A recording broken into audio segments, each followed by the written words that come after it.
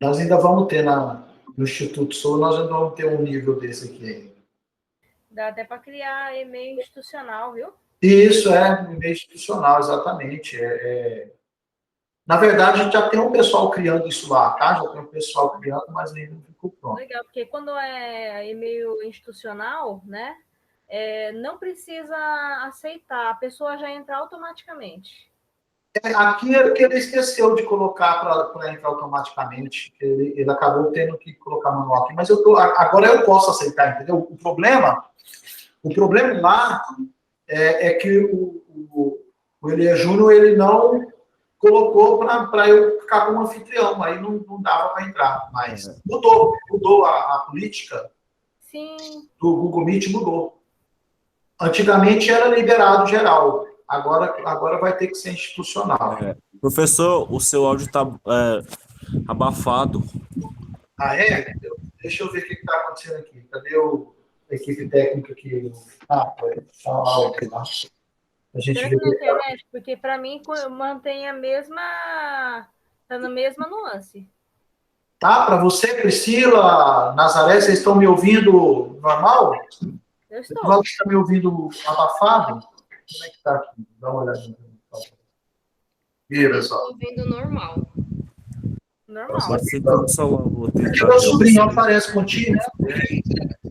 O cabelinho tá meio cansado. Boa noite. Boa noite. Esse cabra aqui é produtor, gente. O cara tá normal, a Nazaré disse que tá normal. Se para alguém tiver normal, para toda maioria tiver normal, às vezes alguma configuração lá na saída da pessoa. Então aqui tá tudo bem, tá vendo? Tá tudo ok, né? Cancelamento de ruído, ok. Ótimo. Então, Edvaldo, dá uma olhadinha aí o que tá acontecendo aí, tá? Ok? Então, vocês estão me ouvindo normal? Vamos lá. Obrigado. Beleza. Tá, Edvaldo? Tá normal aí? Era no celular mesmo, desculpa. Ah, tudo bem, né? Porque ele mexeu aqui, tirou até os ruídos. Só pra você ter uma noção aqui do nível da qualidade do negócio aqui. Ele tirou até ruído aqui das coisas. Legal, top. Bom, gente, não entrou todo mundo ainda, porque alguns caiu lá e...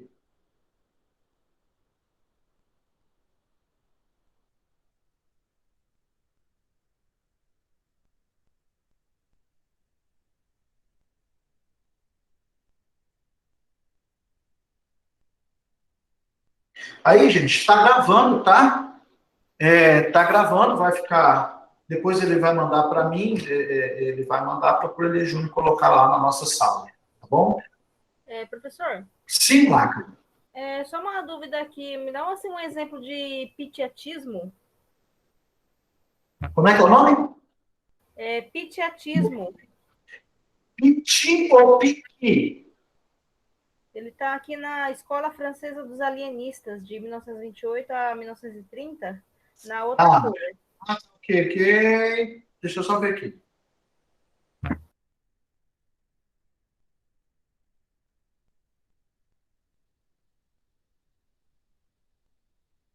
Que a priori eu procurei aqui o significado, é a designação patológica de origem funcional que pode ser engendrada ou suprimida por meio da sugestão ou persuasão.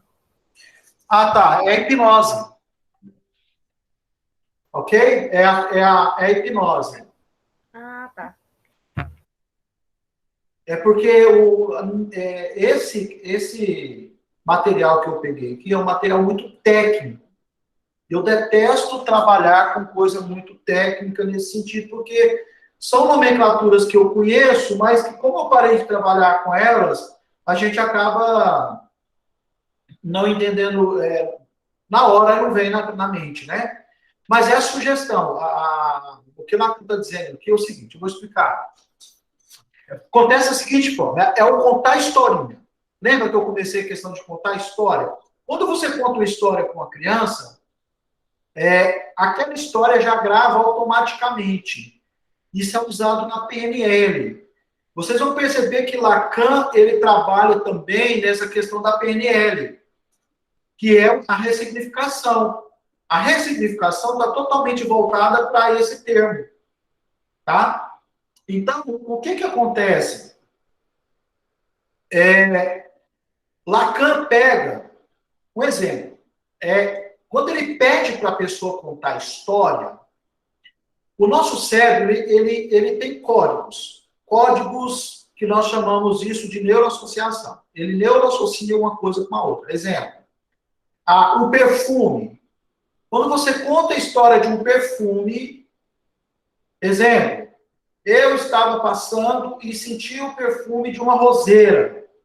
Quando você conta essa história que você sentiu o perfume, né? Você sentiu o cheiro daquela roseira, você vai lembrar, o seu cérebro vai te levar a um monte de situações, isso é uma sugestão, então, ou indução. Então, vai te levar a um monte de situações onde você sentiu o cheiro de roseira. Por exemplo, eu toquei nesse assunto aqui agora, eu me lembrei da casa da minha avó, aqui em Goiânia. Eu lembrei da casa da minha avó, porque há muitos anos atrás, quando eu era criança, ela tinha uma roseira lá no quintal, próximo ao muro, próximo ao portão, tá? Que é a casa atual da minha mãe hoje, a casa onde minha mãe mora. Já foi toda reformada, não existe mais isso lá, porque era um quintal na frente, tinha um quintal na frente, e tinha uma roseira que quando a gente chegava à noite na casa, aquele cheiro de roseira. Então, quer dizer, o meu cérebro... Isso! Quem foi que fez esse comentário aqui? Não, eu vou ter que olhar isso aqui. Quem fez esse comentário? Érica. Exatamente, Naka. Exatamente. Então, faz uma neuroassociação. Uns chamam de neuroassociação, outros chamam de correlação. Tá? Que é uma relação secundária. Existe uma diferença entre neuroassociação quando meus neurônios, a sinapse do meu cérebro, ela puxa um gatilho de algo que já está lá, entende? Então, o meu cérebro, os meus neurônios, eles puxam um gatilho de algo que já está lá, tá vendo? Coisas de mais ou menos 38, quase 40 anos atrás. Eu puxei um gatilho agora que eu nem pensava nisso. Olha outra coisa. Olha uma coisa puxando outra, só para vocês verem o que é a nossa mente.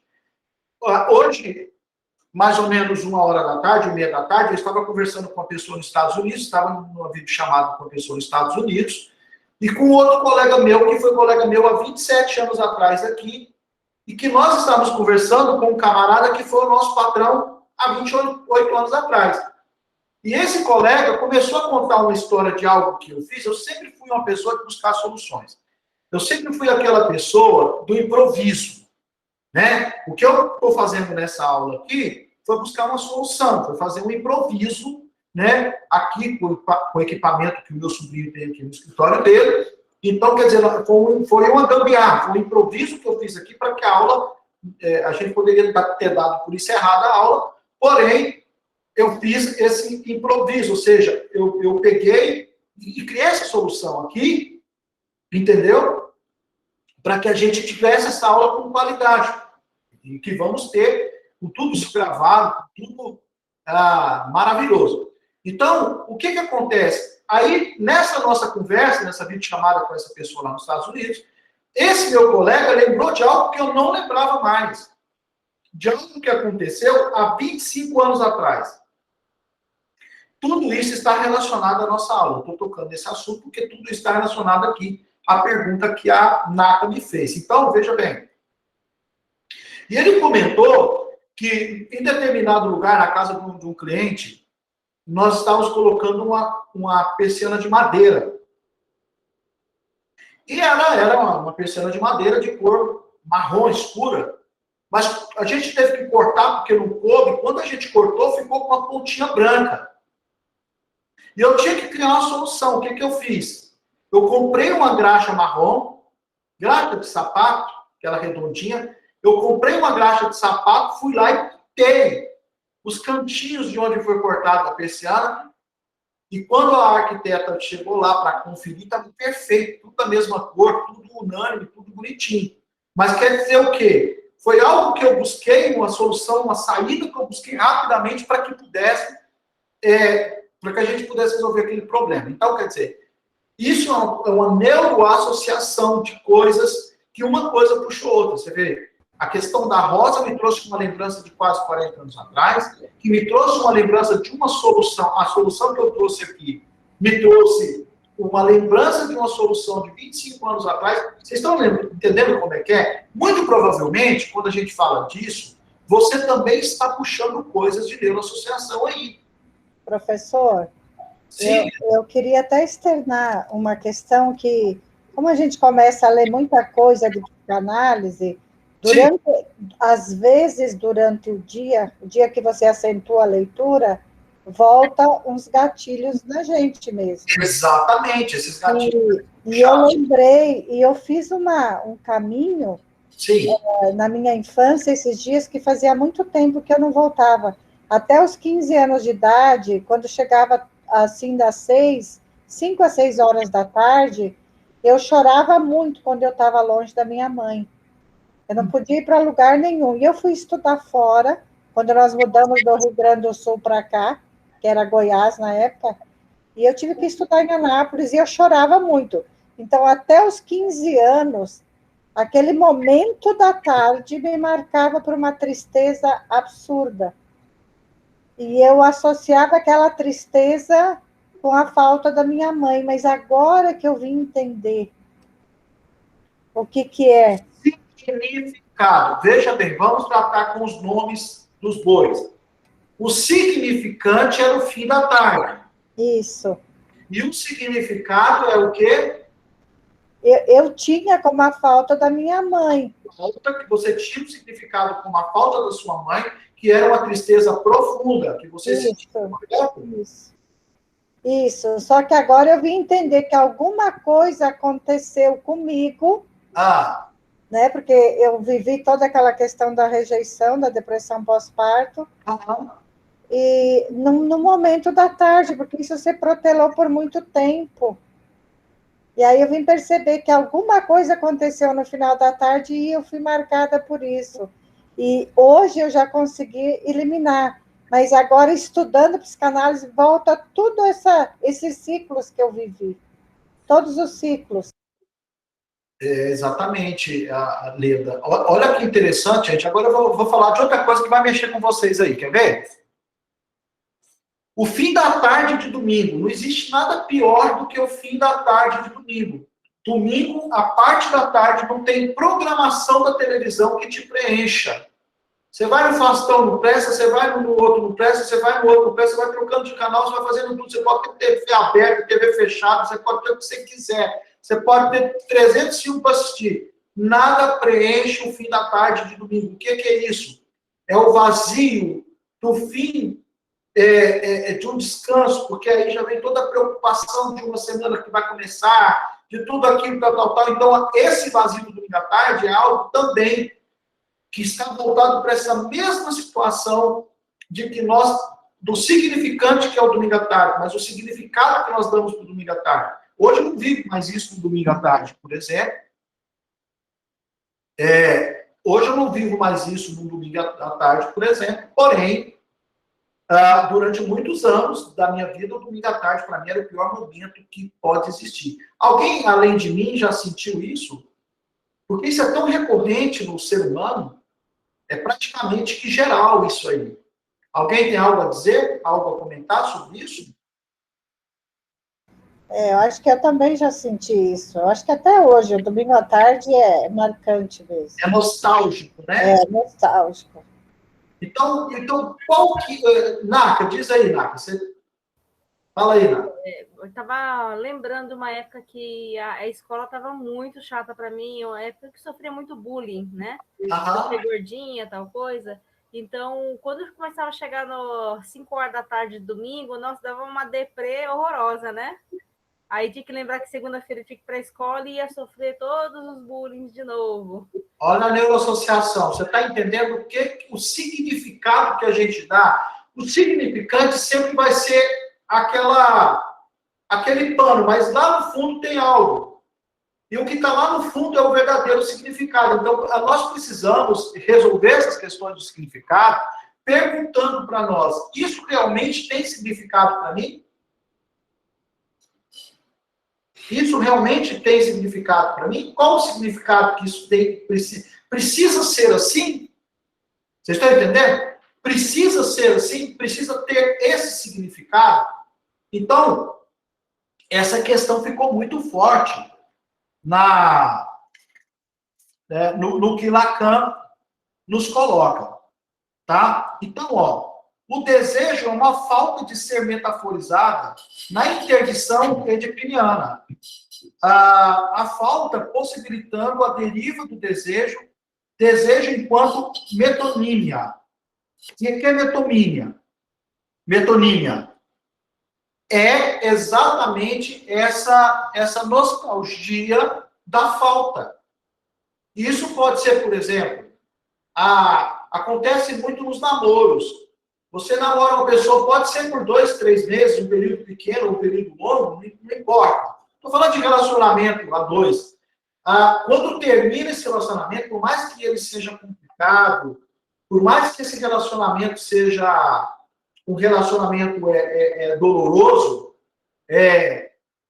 traumático, etc., mas quando termina esse relacionamento, vai cair nessa mesma questão aqui, dessa metaforização na interdição, né? Que é a questão do desejo, a falta que aquilo me traz, ainda que seja uma dor. Eu começo a ter falta da dor, eu começo a ter falta da angústia, eu começo a ter falta do desassossego, eu começo a ter a falta daquilo que me faz o mal. E essa incongruência psíquica é que traz os nossos conflitos internos. Peraí, mas era dor? E como que eu estou com falta da dor? Como eu estou com falta da angústia? Aí é onde Lacan usa, ele cunha uma expressão, que a angústia gera o prazer, e o prazer gera a angústia, a gangorra psíquica. Entende? Então Lacan traz muito essa metaforização. Ele traz ele usa isso como uma gangorra, né, de uma coisa que traz outra coisa. Ainda tal estratégia aparece em Lacan através da temática do desejo como pura negatividade, como falta a ser. Lembra? Eu venho falando, quanto tempo eu venho falando, gente, tudo aquilo que eu nego é o que eu mais quero. Então, aquilo que eu estou negando, eu estou reafirmando que é algo que eu quero muito. Presta atenção nos seus pacientes. Fala, olha, isso que você está passando é algo mais ou menos isso, assim, assim, assim. Esses dias eu estava fazendo uma live sobre a questão da pessoa carregar passado, sobre dores do passado, etc e tal. E uma pessoa apareceu na live lá e perguntou, fez um comentário dizendo que ela está com depressão, está com síndrome do pânico, tomando tais medicamentos, tinha passado por psiquiatra e tal, fazendo tratamento, etc e tal. E o que estava acontecendo que ela mantinha aquela angústia? Então, eu falei, é o significado que você está dando, o foco que você está dando no seu passado. Quando você foca no seu passado, principalmente nas dores que você viveu, acontece essa gangorra que Lacan coloca aqui. Entende? Então, isso tudo vai ficando claro para nós.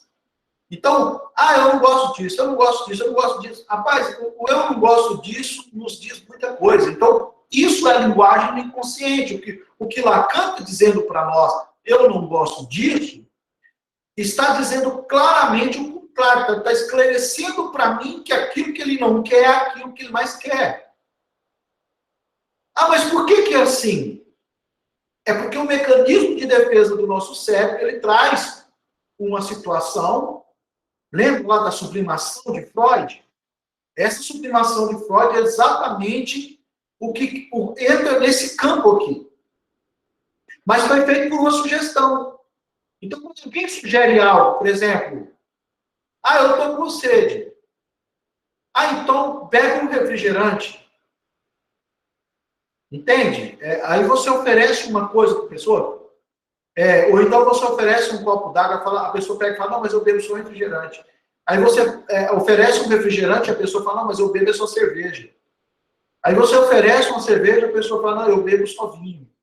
Então a pessoa sempre vai estar negando, a pessoa sempre vai estar tentando sublimar aquela situação, meio que camuflando aquilo que realmente ela está passando, camuflando aquilo que realmente ela está vivendo. Certo? Então, aqui que Freud fala.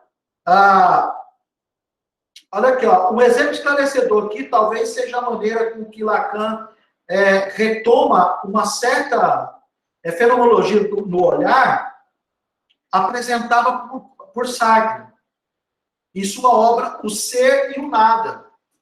Justamente esse antagonismo, justamente essa questão onde a pessoa nega o que ela quer, ou a pessoa que quer o que está negando, ou a pessoa que ela fala do que quer negando. Ela fala que quer algo, mas ela está totalmente contrária àquilo. Que são as permissões que nós damos em muitos dos casos. Vocês estão me entendendo? Então, isso é muito forte.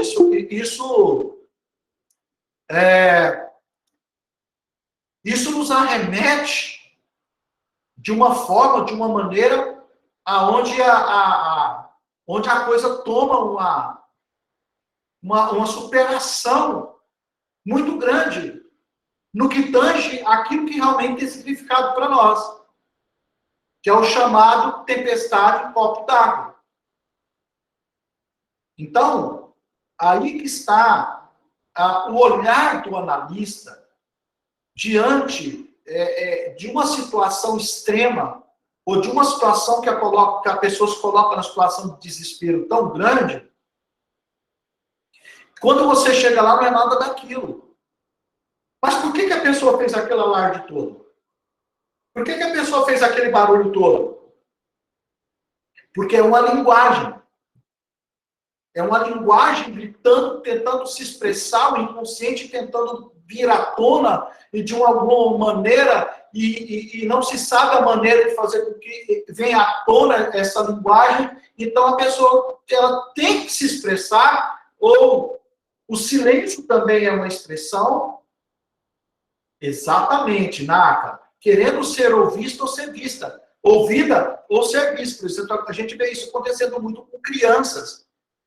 Não se dá devida atenção para a criança, ela vai lá, entra na frente da televisão, ela vai lá, derruba um copo, ela vai lá, quebra um negócio, ela vai lá, coloca uma coisa na boca que não pode colocar, porque é uma maneira de falar assim, tô aqui.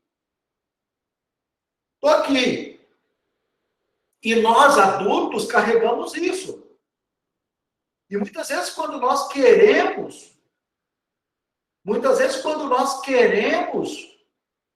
ser ouvidos, quando nós queremos ser entendidos, vistos, nós fazemos 1 milhão de coisas para chamar a atenção. A gente volta ao infantilismo, porque Lacan também trata disso. Lacan, tanto quanto Freud, Lacan trata das questões da infantilização nos nossos comportamentos, que é uma questão neural. Tá? Olha aqui, ó. Uma coisa interessante que está aqui, ó. A Sociedade Neurológica de Paris é um caso diagnosticado como sendo pitatismo, que foi o que a Naka usou, né, Naka? Resistente à psicoterapia, que ele diagnostica de natureza psiconeurótica na ausência de lesão fisiológica. Ou seja, não havia nenhuma manifestação física. O que é fisiológico, gente? Vamos entender o que é fisiológico e o que é patológico? Fisiológico está nos sentidos. Está nos 5 sentidos. Está no olhar, está no cheiro, está no paladar, está no ouvido, está no tato. Fisiológico. Certo? E patológica é o que manifesta aqui, ó, no patos, no corpo. Então, qual que é a diferença de fisiológico e patológico? Ficou claro para vocês? Aqui não havia nenhuma manifestação fisiológica. Só estava no campo neurótico, estava no campo da neurose, aonde a pessoa só expressava isso na mente e não chegou a se tornar fisiológico, apenas por uma sugestão.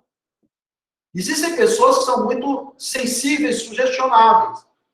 Então, por exemplo, se você chega com uma pessoa, fulano, agora, né, em tempos de pandemia, a gente cita um exemplo assim, ó, fulano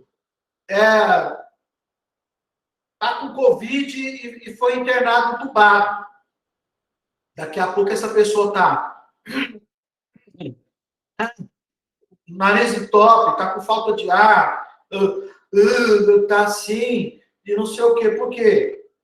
Porque sugestionável está muito mais numa questão de sugestão neural, que eu trato muito esse nome de comandos neurais. Ela recebeu um comando neural e aquilo ainda não fisiologizou, ou seja, aquilo ainda não está sendo sentido nos seus sentidos, mas está só como um processo psiconeurótico. Então, aqui que está. Então, o psicanalista, Lacan tinha muito essa sensibilidade, esse olhar, e por isso Lacan chamou isso de linguagem. Isso é uma linguagem do inconsciente. Vocês estão me compreendendo? Então, isso é uma linguagem. Todas essas manifestações, todas essas coisas, Lacan vai chamar de linguagem. E quando Freud chamava isso de pulsões do inconsciente, principalmente esses fatores inconscientes ligados ao id, Lacan pega tudo isso e coloca como linguagem. Então, para Lacan, isso é uma linguagem. Então, quando Lacan fala aqui, ó, que a pessoa estava resistente à psicoterapia, mas que ele tinha diagnosticado de natureza psiconeurótica na ausência de lesão fisiológica.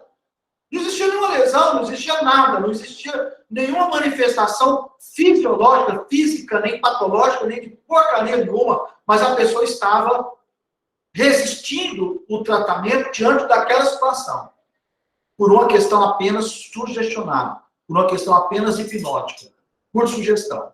Então, ele exerce seu ano interno na enfermaria especial de alienados da sede da polícia de Paris, sob direção lá do fulano de tal, que eu não sei o nome desses caras. Aí Lacan dirá que o inventor do automatismo mental e da erotomania, que ele aprende a observar, só nomes científicos que eu aposto aqui.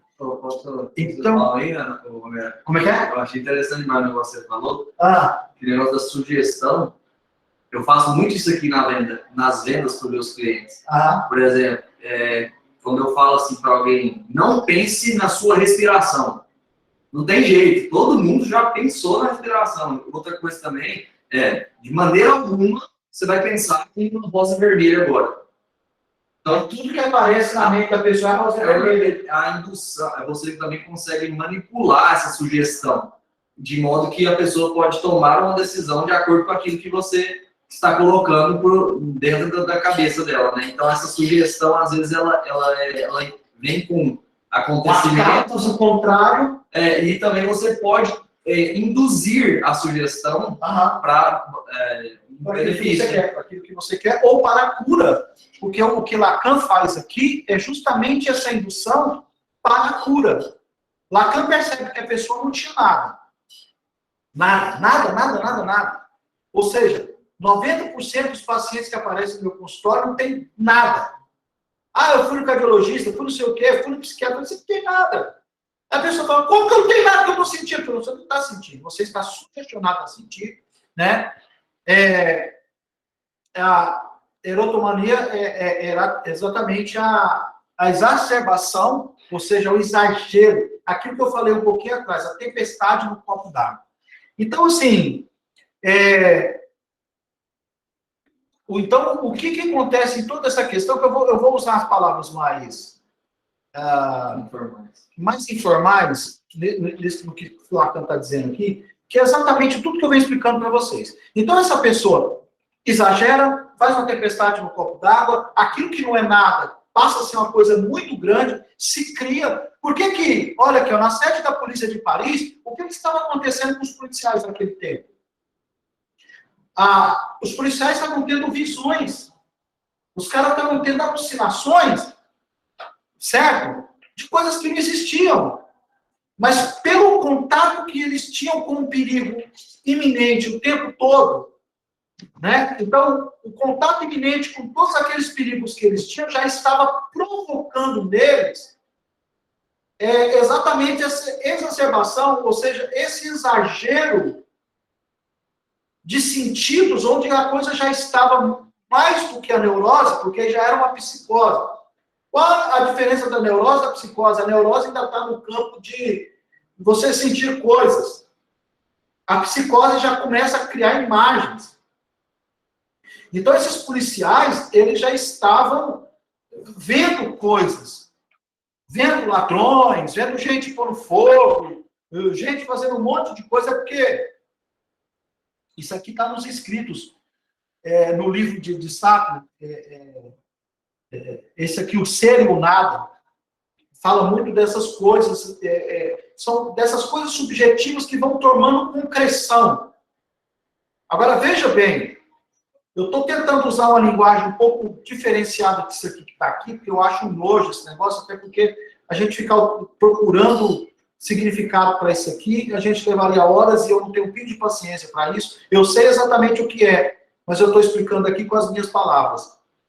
Né? Então, o que acontece? Então, a concreção de coisas,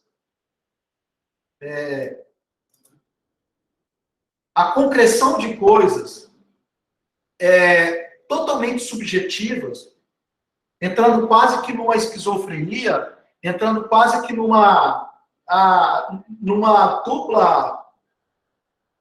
duplicidade psíquica, onde a pessoa entra numa dualidade. Lacan usa muito esse termo, dualidade, ou seja, duas coisas, ou seja, dois pesos e duas medidas, uma balança onde falta, ou daqui a pouco ela pesa para cá, outra hora ela pesa para lá, e essa balança ela se torna totalmente desequilibrada. Então, esse desequilíbrio psíquico que se dá nisso aqui, tanto é que, quando Lacan trata dessas questões das relações triangulares e o surrealismo, ou loucura faz a arte, é justamente essas questões aonde parte de mim, vamos entender isso aqui na prática, parte de mim acredita que, devido ao quê? O que foi estruturado em mim, principalmente na minha infância. O que é verdade para mim? Não. Verdade para mim é que eu tenho que obedecer meu pai, que eu tenho que obedecer minha mãe. Verdade para mim é que eu tenho que fazer tudo certinho para que eu possa ter as coisas assim, assim, assim. Verdade para mim foi aquilo que a minha avó me ensinou, que eu tenho que ir na igreja, ou eu tenho que ir num culto, ou eu tenho que ir numa missa, ou eu tenho que fazer isso, ou eu tenho que fazer aquilo, e se eu não fizer aquilo, eu estou sendo penalizado, eu vou ser penalizado por isso, porque aquilo, e vai criando todo um conjunto de crenças, um conjunto de coisas, tá? Um conjunto de coisas que eu começo a experimentar a partir do momento em que isso é instalado em mim, e agora eu trago a minha realidade, toda essa subjetividade. E quando se traz isso para a realidade, aonde Freud usa e Lacan também, a questão do ideal e do real. Ideal foi construído. E real é a base, é aquilo que realmente está acontecendo. Então, veja bem, o eu real e o eu ideal. O eu real e o eu ideal. Então, quando isso acontece, existe uma incongruência, eu chamo esse nome de incongruência, ou seja, uma falta de concordância entre o tico e o teco, entre a minha psique, o meu inconsciente e o meu consciente, e quando isso passa pelo pré-consciente e que precisa passar pelos filtros, tá? Quando isso precisa passar pelos filtros, e os filtros que estão lá são os filtros que já foram instalados em mim lá atrás, então, isso é exposto por mim, às vezes diferente daquilo que é o que eu expresso diariamente. Entende? De repente, aquilo que foi construído pela minha família, aquilo que a minha família construiu, aquilo que a cultura construiu, aquilo que a religião construiu, aquilo que a política construiu em mim, aquilo que as massas, né, em que eu fui sendo movido pelas massas e que se tornou algo ideal para mim, não tem nada a ver com aquilo que realmente eu penso ao meu respeito. Aí, aquilo que me rotularam na infância, aquilo que me rotularam, você é um menino levado, você é um irresponsável, você é isso, você é aquilo. Esse é o ideal. É o ideal que vão jogando. Vai te rotulando, vai te rotulando. Você não sei o quê, você é esquecido, você é e tal. Aí, isso é uma construção do ideal. E quando eu olho para dentro de mim, para o meu real, e eu vejo que eu não sou nada daquilo, isso vai me causar uma incongruência total. Mas o que eu convivi foi com esse ideal, e quando eu me deparo com esse real, aí é onde entra o conflito. E é onde eu preciso de ajuda, de uma análise, ou de uma autoanálise. É onde eu preciso de algo. E eu percebo que todo aquele castelinho de cartas, aquele castelo de areia que foi construído, ele precisa ser desconstruído porque ele está com a base ruída. Construído em ideologias, construído em coisas que não são concretas, que não têm concretude em mim, mas passaram a ser concretas por quê? Passaram a ser concretas pelo fato de que aquilo já estava instalado. Já era um programa neural instalado em mim e que foi armazenado e que foi colocado no meu subconsciente de alguma maneira e que aquilo está ali presente. E quando eu me deparo com uma realidade que está incongruente com aquilo que eu vivi, isso vem à tona para tentar checar o que é e o que não é. Agora, diga para mim, se é assim ou se não é assim. Eu gostaria que alguém falasse a respeito disso aqui. E se isso não tem tudo a ver com essa escola onde Lacan coloca todas essas questões e se acha, né, argumentos aqui, nós vamos entrar aqui em 1932, né, se a psicanálise vai para fora do posto da medicina, o que está acontecendo? Porque a psicanálise ela passou por muitas crises, tá? A psicanálise ela passou por muitas crises. Esse tempo aqui, onde Lacan estava aqui, a psicanálise passou por muitas crises, porque teve muitos teóricos dizendo que não existe inconsciente, né? E aí isso trouxe muita confusão, porque, peraí, mas o cara desenvolveu todo um processo de investigação do inconsciente, Freud, né? Desenvolveu todo um processo, desenvolveu mecanismos, desenvolveu ferramentas, desenvolveu técnicas para elucidar todas essas questões inconscientes, e de repente agora o cara chega e joga em cima da mesa que não existe inconsciente. Tudo é consciência, tudo é consciente. E aí começa toda uma discussão entre teóricos e começa toda essa panaferada toda, aonde a gente vê essa confusão. Então, a psicanálise ela foi passando por muitas fases. A psicanálise, ela, para sobreviver até os dias de hoje, gente, a psicanálise passou por muitas situações difíceis, por muitas situações complicadas. Deixa eu perguntar uma coisa para vocês. No andar de baixo aqui tem uma boate aqui que está em funcionamento. Eu estou ouvindo alguns ruídos. Vocês estão ouvindo ruídos aí, não? Ou vocês estão ouvindo só a minha voz? Também só a voz. Oi? Só a sua voz. Ah, que bom. Então é porque nós tiramos o ruído aqui, então posso continuar que vocês não estão ouvindo ruídos, né?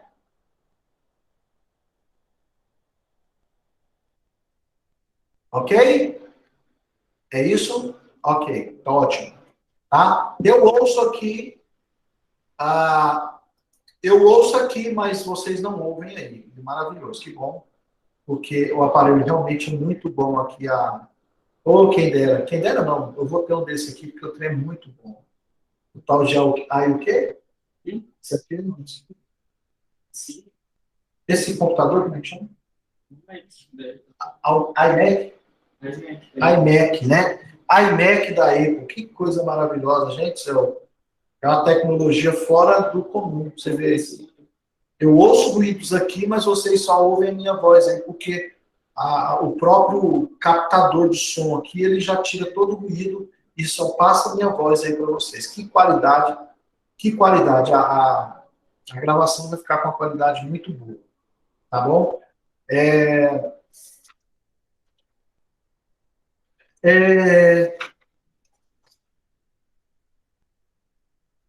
O que acontece, gente, o que acontece com... O que eu quero explicar para vocês aqui, o que Lacan traz é uma disruptura com a visão clássica, com a visão tradicional da psicanálise. Então, todas essas nomenclaturas aqui, que eu não quero que vocês se fixem nisso, porque são nomes muito técnicos, são coisas muito chatas. Eu quero que vocês se fixem no conceito, tá? No conceito em que Lacan está nos passando. Os principais conceitos de Lacan, tá? Que a principal contribuição de Lacan, vamos entender isso aqui que eu quero... vamos entender...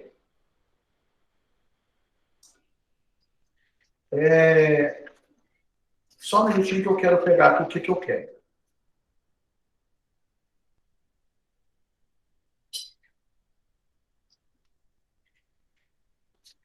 Quando Lacan trouxe esse rompimento, essa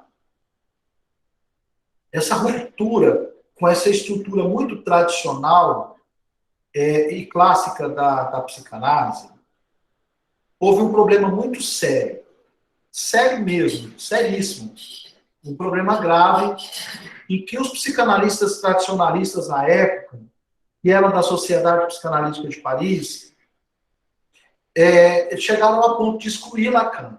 Né? Então, Lacan ele foi excluído, ele foi convidado a se retirar, ele foi muito mal interpretado, ele foi para mim, né, o meu olhar diante disso, como estudioso, né, como pesquisador, eu vejo que houve assim uma injustiça até com Lacan. Por exemplo, eu hoje, o trabalho que atualmente eu faço como psicanalista, eu nem poderia ser chamado de psicanalista, porque eu trabalho com a terapia que eu criei, que é o PIM, Programa Intensivo Motivacional, que tem a psicanálise como base, mas não é a pura, psicanálise. Então, eu poderia, a Sociedade Psicanalítica aqui, ou qualquer outra, vamos imaginar que aqui a Constop, né, o Conselho da Sociedade Psicanalítica do Tocantins, me excluísse dizendo que, ou então a Ordem Brasileira de Psicanalistas me excluísse dizendo, então, suas ideias são muito revolucionárias, as suas ideias não têm nada a ver com a psicanálise, você está fugindo dessa questão, e você está trazendo conceitos totalmente equivocados, que não tem nada a ver com a proposta que a psicanálise traz e tal, e vamos supor que eles, por esses pensamentos que eu tenho, por essa compreensão que eu cheguei, eles me expulsassem, né, da sociedade psicanalítica aqui, que então eu faço parte. E foi isso que aconteceu com Lacan. Então, Lacan foi expulso da Sociedade Psicanalítica de Paris, né, e aí, como ele já tinha muitos alunos, ele já tinha escolas, ele já tinha muitos adeptos das suas ideias. As suas ideias que eu falo, não estou falando no sentido de que ele estava contra Freud, nada disso. É porque os tradicionais não aceitaram essa revolução que Lacan trouxe. E existem até hoje, tá? Quem é 100% freudiano, quem se considera freudiano, quando se toca em Lacan, eles até arrepiam. Eu conheço psicanalistas freudianos, e eles, quando vêm falar de psicanálise contemporânea, essas coisas, eles se arranham, né? Então, eu nem discuto essa questão.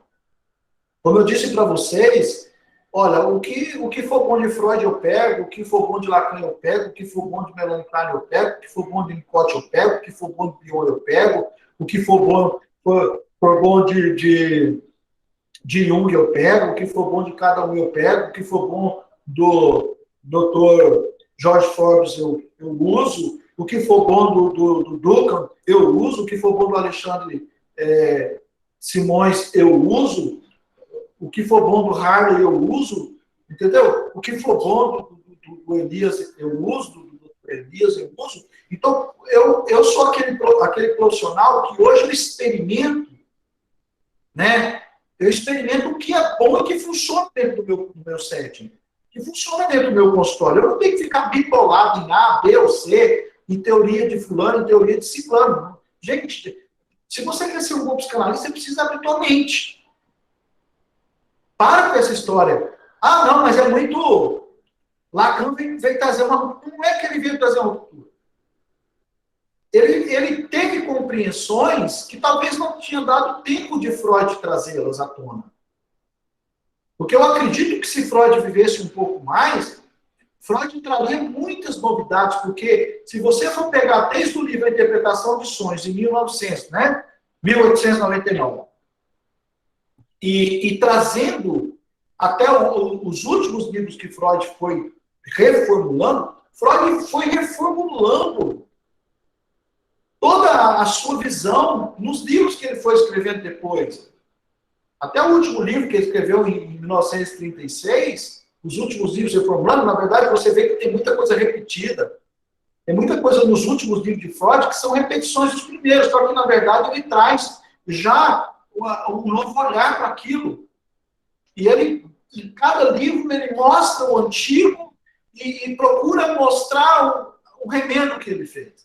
Vocês estão entendendo? Então, Freud alterou muita coisa, mas muita coisa mesmo. Então, Lacan chega e dá uma nova roupagem, dá uma nova nomenclatura, algo mais contemporâneo, algo mais praticável, mais palpável. Não nos termos técnicos aqui, que é horrível, mas... Porque Freud também tinha, os livros de Freud são horríveis de serem lidos. Não estou aqui entrando nesse mérito. Como eu não sou tão... Eu sou muito mais prático do que teórico, quem me conhece sabe, quem convive comigo no dia a dia, né? A Álvia convive comigo ali, a Álvia tem participado dos atendimentos ali no dia a dia, né, Álvia? Se você até quiser falar alguma coisa do que você tem experimentado ali na prática, tete a tete, uma coisa é essa teoria que nós estamos falando aqui. Outra coisa, tá? É a prática no setting, a prática no consultório, no dia a dia com os pacientes. Sim. Eu vejo, como o senhor fala, é muito diferente, né, professor? Muito diferente. Assim, é uma delícia as aulas, né? O professor começa a mostrar, vocês estão percebendo isso? E a gente fica assim, encantada. A Leude, né? Eula, sempre troca.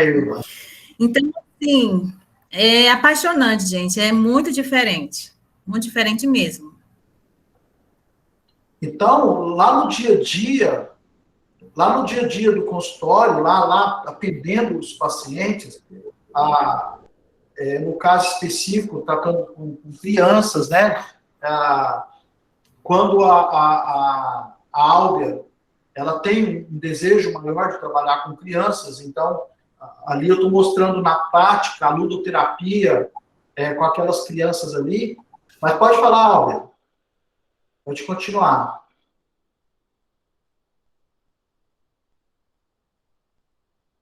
E ali naquelas terapias, onde ali no tete-a-tete com as crianças, onde a gente vai para a prática, onde a gente vai pro vamos ver, não é isso aqui no papel, não é isso aqui numa sala de aula, é lá no vamos ver, como que a criança se manifesta diante de uma ação que eu faço, diante de um comando que eu dou, diante de uma observação, diante de uma análise, diante de uma repreensão, diante de uma colocação. É totalmente diferente a prática do consultório. Uma coisa é isso aqui, que eu ainda procuro, de uma maneira bem sutil, trazer para vocês uma linguagem mais fácil de compreender. Eu tiro esses termos rebuscados, termos complicados que tanto Freud traz, como Lacan traz, até o próprio Jung muitas vezes traz. Porque, gente, vamos entender uma coisa, os caras eram médicos. E a medicina, ela tem a sua nomenclatura. Esses termos aqui que se usa, que tanto Lacan usa, como Freud usava também, são termos da medicina. Então, a gente que não tem esse conhecimento mais profundo da anatomia, da medicina, de toda essa parafernália que a medicina tem, é muito complicado a gente lidar com essas nomenclaturas, por mais que, quando você vai lá no dicionário e estuda o significado de cada uma dessas linguagens, fala, poxa vida, por que ele não falou assim? Por que ele não usou simplesmente o nome exagero? Por que ele não usou o nome tempestade no copo d'água? Por que ele não usou o nome sonho, tinha que falar onírico? Por que ele não usou o nome de não sei do que poderia ser simplesmente uma sugestão, uma indução hipnótica?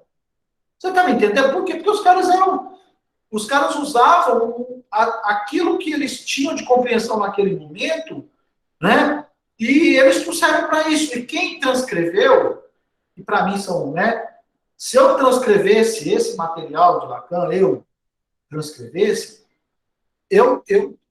pouparia muito essas coisas, muito cheias de técnica, porque isso na prática não funciona para nada. Não adianta.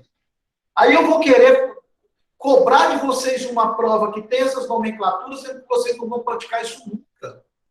Então, eu estou fora desses métodos acachapados e quadrados de metodologias acadêmicas. Não, pelo amor de Deus, gente.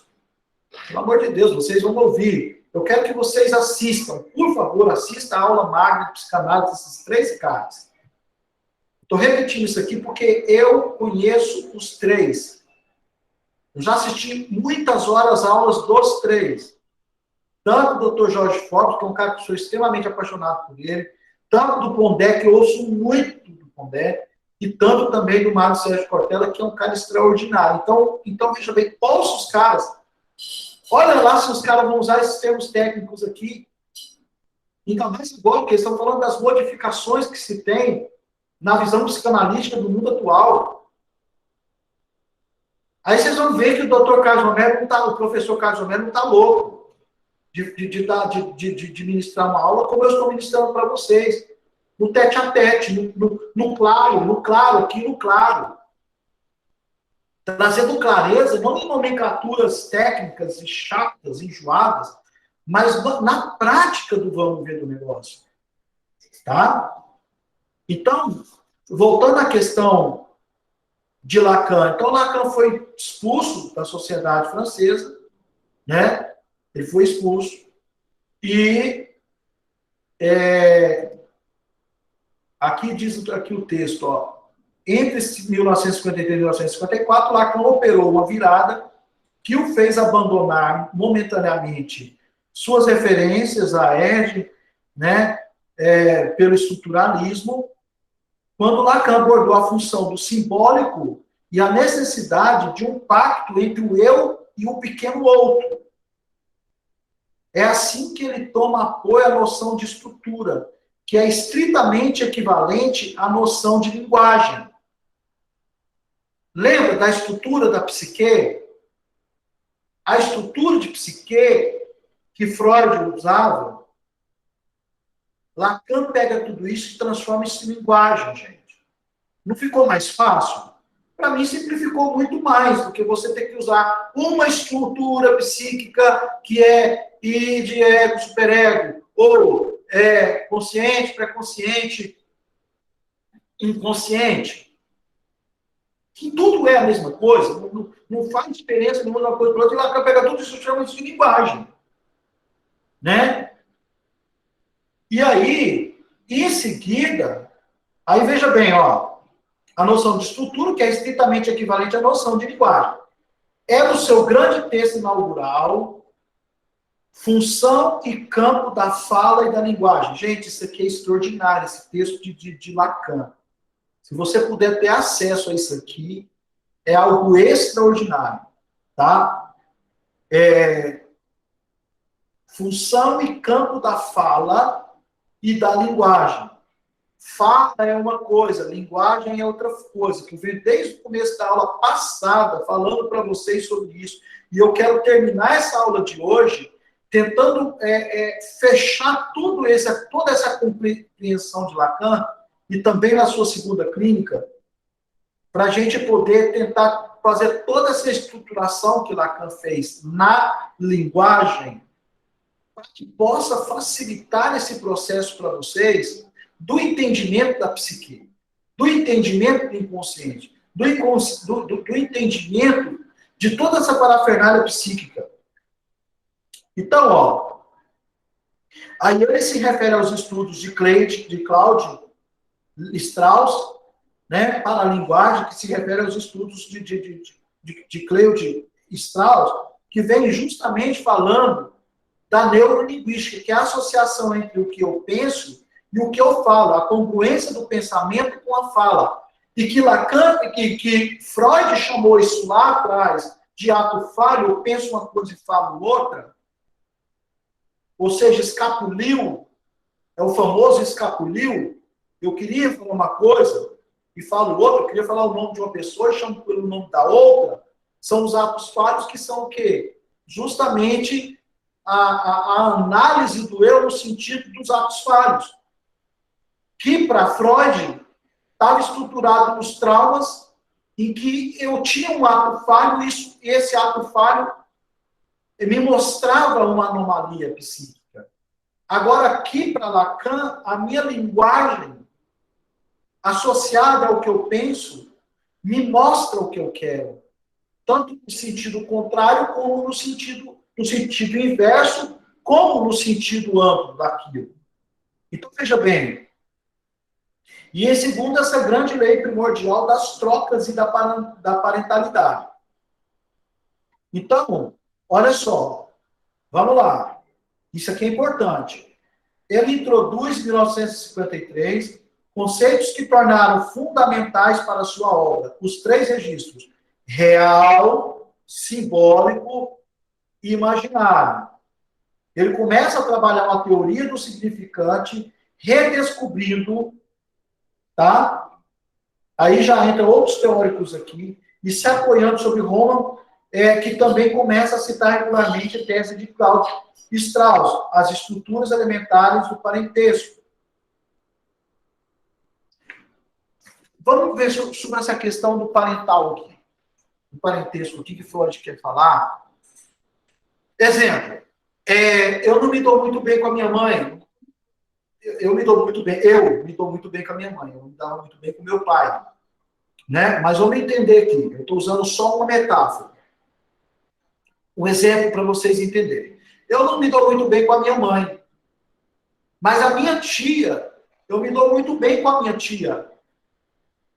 Então, dentro de mim, o real, a minha mãe é Maria das Graças. Ok? No meu simbólico,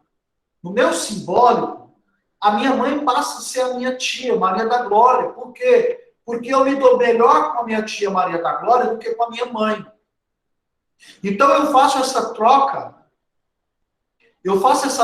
para me adaptar melhor aquilo que é mais confortável para mim. Então, essa troca de parentesco. E isso me leva para o imaginário de achar que realmente esse simbólico que a minha tia se tornou a minha mãe imaginária, porque a mãe que eu imaginava, a minha tia ocupou esse espaço. Então, eu desmancho o parentesco com a minha mãe, que eu tenho conflito, e passo a ter esse parentesco imaginário de uma mãe que eu pensei para mim que fosse a mãe ideal, e que a minha tia, que é o simbólico, passou a tomar o lugar da minha mãe. Vocês compreenderam isso aqui? Professor? Sim. Você falando aí, eu até trouxe essa questão na terapia com o doutor Elias, né? Sim. Eu vivi essa situação que a Leda viveu, de rejeição da mãe, né? E, assim, a minha irmã foi feita essa troca, né? A minha irmã sempre foi muito presente, mais do que a minha mãe. E nas aulas, durante as aulas, eu fui detectando isso, né? Eu fui percebendo isso. E eu fui refletindo, né? Fui final de semana na casa dos meus pais. Assim, a gente se dá super bem. Mas em muitos momentos que minha mãe era para estar comigo, assim, houve assim, umas falhas, a minha irmã sempre estava. Então, eu pude perceber que eu tinha feito essa troca. E foi justamente nas aulas que eu fui percebendo isso. E você percebe, então, Sim. Claramente o que Lacan está querendo mostrar aqui de outros teóricos, que eu não vou nem usar o nome desses teóricos, o que interessa para nós é Lacan. Então, o que Lacan foi pegando foi o quê? Nessa estruturação de um parentesco, então você pega o real. Olha só, a Leda dizendo aqui que com ela aconteceu exatamente a mesma coisa. Então, veja bem. Então, você pega um contexto em que a sua mãe não era a mãe ideal para você. Ela era real, mas não era ideal. Porque você tinha, de uma maneira imaginária, imaginado uma mãe boazinha, uma mãe que te acolhia, uma mãe que te abraçava, uma mãe que te acalentava, uma mãe que alisava o teu cabelo, uma mãe que te punha no colo, e de repente você convive com uma mãe que te bate, uma mãe que te xinga, uma mãe que te desrespeita, uma mãe que te rejeita. Então, esse imaginário que você criou de mãe, que não tem nada a ver com a mãe real que você tem, e você tem alguém simbólico, ou seja, alguém simbólico assumiu essa função, sim, entendeu? Daquilo que você imaginou que você gostaria que fosse. Agora, eu estou falando em relação à mãe, tudo bem? Mas em relação à vida, de repente você trabalha numa empresa, mas você tem um sonho imaginário de uma outra empresa, e de repente você conhece alguém dessa outra empresa e que ela estabelece esse simbólico, fazendo toda essa trama do real simbólico e imaginário. E você compõe toda essa situação. Então, eu estou mostrando para vocês que dentro do set, dentro do teu consultório, por exemplo, você vai lidar com pessoas que estão totalmente confusas desse processo, que não sabe nem como que vai fazer diante disso, porque eu pergunto para vocês, está aí diante disso, o que vocês fizeram? O que foi real, o que foi simbólico, o que foi imaginário, e o que está sendo real agora, o que está sendo simbólico, o que está sendo imaginário. Olha como é que isso é sério. A gente trazendo para aqui agora. O que é o quê? Entende? Então, o significante e o significado, eles precisam estar dentro de toda essa coerência psíquica. Porque as pessoas que nós convivemos, elas estão vivendo uma incoerência psíquica tão grande que elas se contradizem o tempo todo. Eu amo a minha mãe, mas minha mãe não presta. Eu amo meu pai, mas meu pai me abandonou. Aí tem um tio, tem um avô, tem alguém que supre essa falta, ou o próprio padrasto, ou a própria madrasta, entendeu? Ou uma tia, ou uma vizinha, ou madrinha, ou padrinho, seja lá quem for que assume essa lacuna, que preenche esse buraco no ser, mas não passa de um simbólico, um imaginário, porque não é o real. E quando eu me deparo comigo e que eu preciso lidar com o meu real, parece que esse castelinho de areia ele vai se dissolvendo diante da realidade. Aí vem a angústia, aí vem a depressão, aí vem a ansiedade, aí vem a síndrome do pânico, e aí vem todas essas anomalias psíquicas que estão levando as pessoas ao suicídio, levando as pessoas às loucuras inimagináveis que estão acontecendo no mundo hoje. Vocês compreendem? O que é que vocês me dizem a respeito? Eu queria ouvi-los. Nossa, é tão real, professor, o que o senhor está colocando é muito real, porque eu também tenho substituir ou transferir para minha irmã esse papel. Né? A minha irmã representava o que eu imaginava. Só que na verdade, o real, ela nunca supriu esse amor de mãe que realmente eu queria. Não vai suprir nunca, porque o seu real não tem nada a ver com o ideal que você criou. Só que o exercício que eu faço agora, professor, é amar ela do jeito que ela é. Do jeito que ela consegue me dar, né? Essa neurose culposa que eu sentia, eu estou conseguindo eliminar ela. Por Sim. Isso que eu estou conseguindo ficar mais feliz, eu estou conseguindo tirar essa culpa, e estou seguindo. E quando bate aquela dor, eu faço um exercício de várias formas para poder não voltar tudo que eu vivi.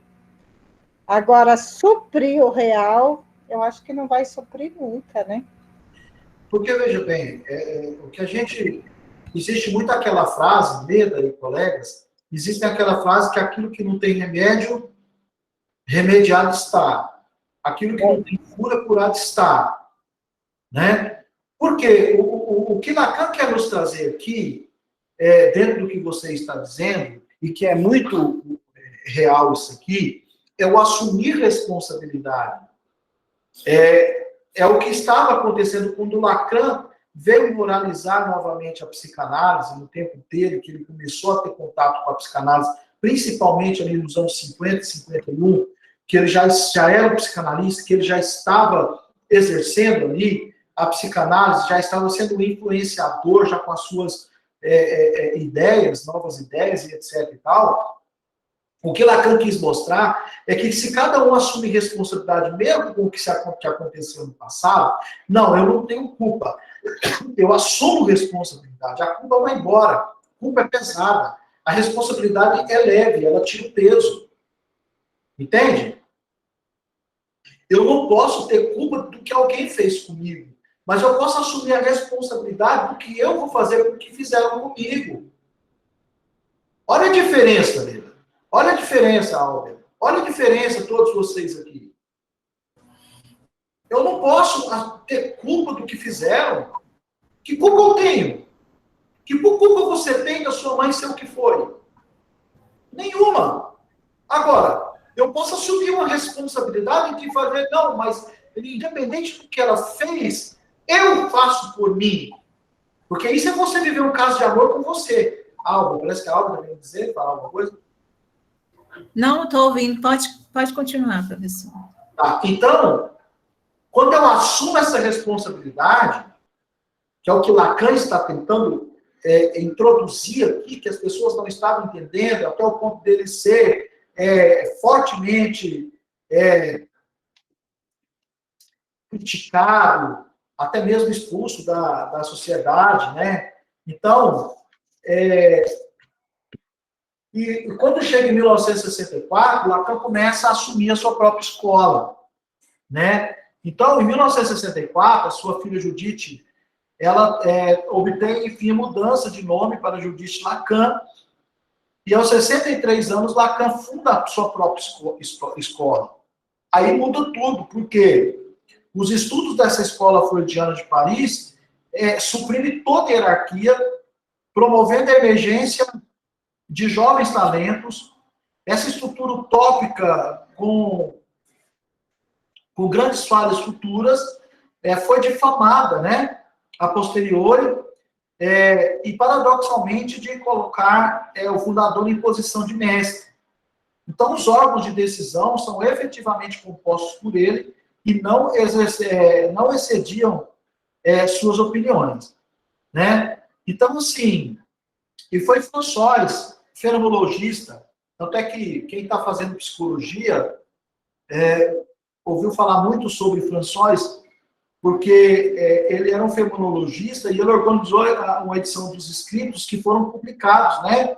Em 1966, essa obra dá assento à estruturalista, à psicanálise, né? E o golpe de gênio de François, não sei se é essa a nomenclatura certa, e muda em um flash a paisagem intelectual. Assim, Lacan fez parte dos tenores, né, do estruturalismo, e seu nome é citado juntamente com Strauss novamente, né, e com outros. Essa celebridade tardia provoca um afluxo importante a jovens. Deixa eu explicar uma coisa para vocês. A psicanálise, ela tomou um novo corpo a partir daqui, de 1964. Era coisa para velho, era coisa só para, entendeu? Para aqueles intelectuais teóricos tradicionais, aquela coisa horrorosa, assim, aquela coisa de quem estava com cachimbo na boca, aquela coisa com quem estava só com aqueles charutos e tal. E existe até hoje essa como é que eu chamo? Essa coisa horrorosa que é o arquétipo de Freud, de ficar com charuto na boca, essa coisa toda. Lacan desconstrói tudo isso e enche a sua escola de jovens talentos, jovens de outras áreas, da área artística, jovens matemáticos, jovens filósofos.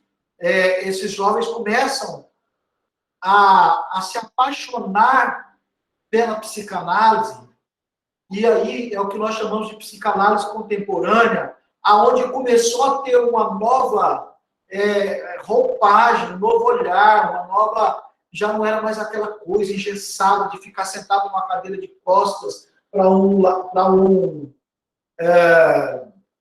divã. Ali já era tete-a-tete, face-a-face, face-a-face. Ali já se podia ter mais acesso entre o analisando com o analista. Ali a amizade ela existia. Por exemplo, exatamente, Lacan moderniza tudo isso. Antigamente, por exemplo, o analisado, ele saía do consultório do analista e tinha que se fazer de desconhecido. Não podia nem ter acesso. Não podia nem falar que foi, porque, na verdade, naquele tempo era escondido, meio às escondidas que se fazia as análises, aquela coisa assim, muito obscurantista, uma coisa muito assim, restrita, muito fechada. Freud fechou muito isso. Aí Lacan pega e dá uma abertura para o povão. Aí Lacan pega isso, a escola francesa abre para os leigos, abre para todo mundo. Porque Freud tinha um discurso. Eu quero que vocês entendam, gente, que o que se obedece até o dia de hoje, mundialmente falando, que a psicanálise é uma arte para leigos que curam pelo amor. Isso é frase de Freud. Mas ficou só no discurso, porque na prática disso, Freud era muito fechado, restrito. Tanto é que existe até hoje um estigma de que o psicanalista é médico. Vocês, quem já está atendendo, sabe do que eu estou falando. Quando você fala que sou um psicanalista, a pessoa, nossa, entendeu? Então, médico de doido. Lá em Paraíso, o apelido lá em Paraíso é de médico de doido. Só para vocês terem uma noção, porque psicanalista é uma coisa surreal, uma coisa assim muito muito distante, é coisa de Platão, é coisa sabe? É coisa de você estar sentado lá no outro planeta e a pessoa aqui na Terra, de distância. Aí o Lacan pega e tira essa distância, aproxima todo mundo. Então ele moderniza, ele ele torna isso contemporâneo, ele torna isso mais acessível. Então, você vai ver uma diferença gritante, porque até a escola inglesa, que eu sou apaixonado pela escola inglesa, de psicanálise, não nego para ninguém, mas mesmo a escola inglesa, ela é mais restrita. Apesar de bem mais aberta, mas ela também é restrita. Ela tem as suas, os seus acachapamentos. Agora, a psicanálise lacaniana, ela abriu o negócio.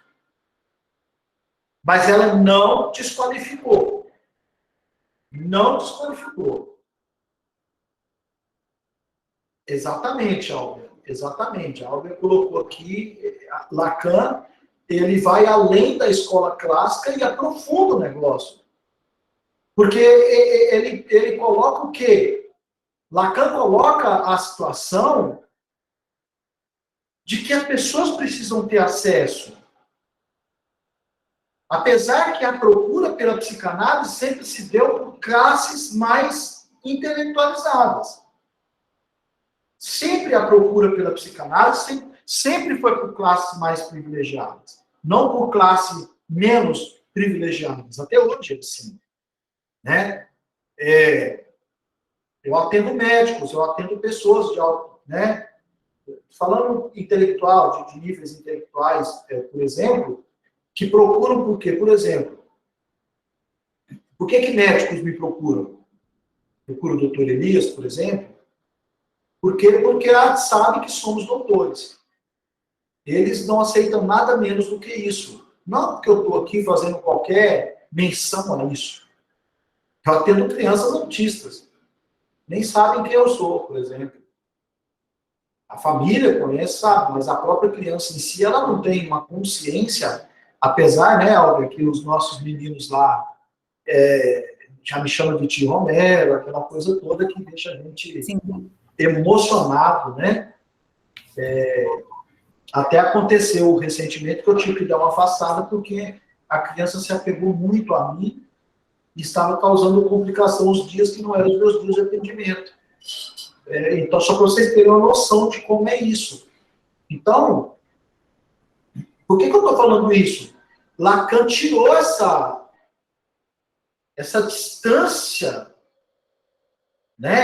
esse altar que se colocava o psicanalista e o analista aqui e o analisando lá embaixo, o cara que olhando de cima para baixo, parecendo que um Deus olhando susto, uma coisa mais ou menos assim. E Lacan pega e desconstrói isso. Isso foi muito mal aceito, Então, Lacan se torna chefe da escola.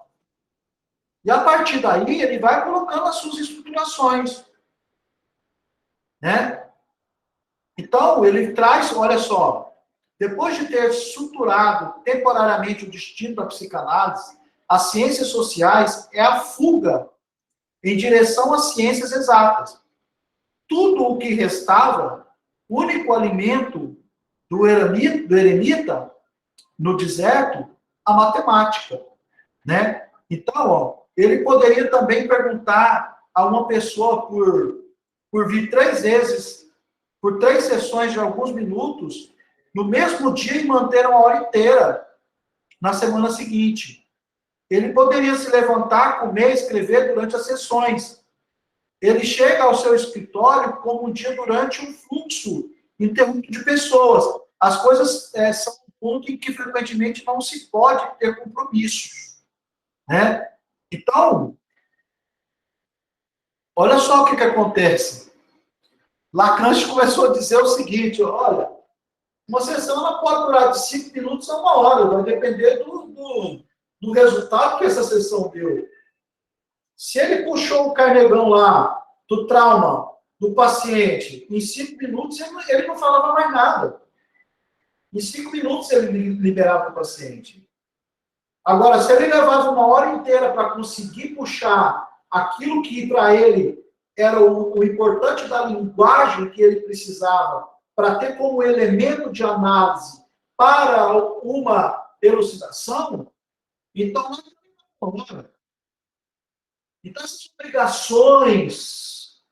essas obrigações elas foram sendo mudadas. Lacan foi quem disse que cada analista precisa ter uma pitada pessoal, peculiar, de análise. Então, se você for atendido por Lacan, ou por Strauss, ou por François, ou por qualquer outro, cada um vai ter a sua pitada, cada um vai ter o teu olhar, cada um vai ter a sua própria assinatura analítica. Entenda isso, gente. Por isso que a gente não pode ficar nessa história. Porque eu sou freudiano, porque eu sou lacaniano. Eu não sou lacaniano dentro do consultório, eu não sou Freud dentro do consultório. Eu sou Carlos Romero dentro do meu consultório.